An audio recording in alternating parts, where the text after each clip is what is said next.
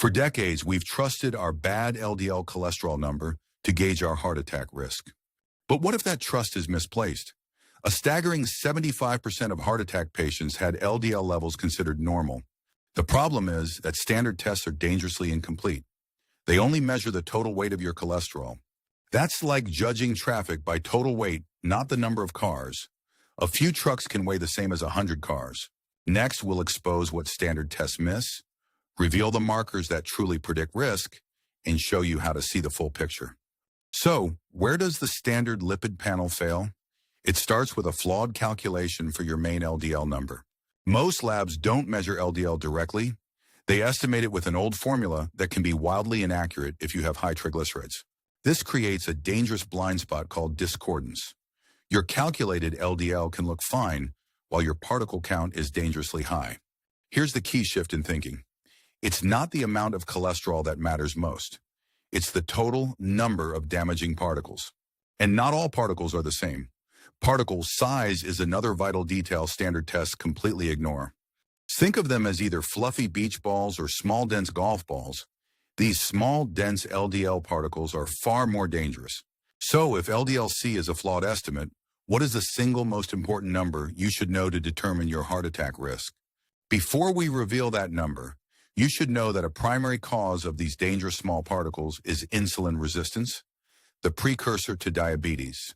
The answer to the most important number is apolipoprotein B, or ApoB. Think of it as a barcode on every single dangerous particle.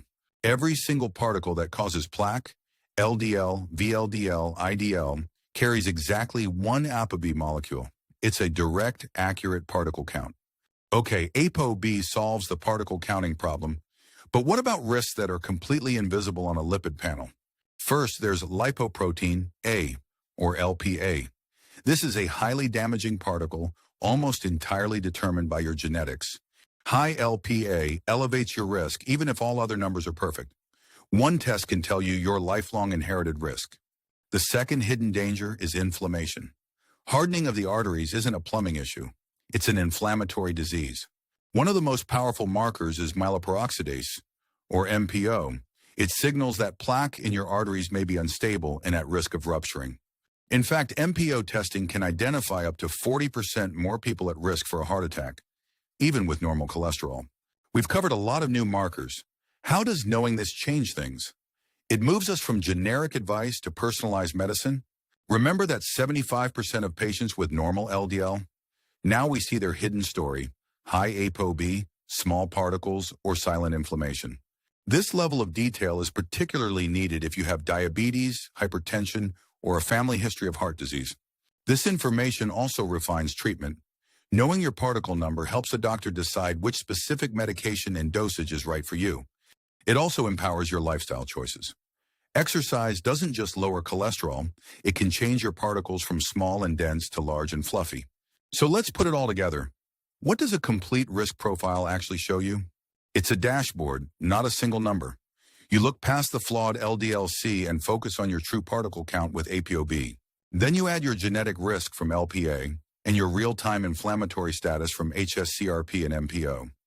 Each marker adds a unique detail.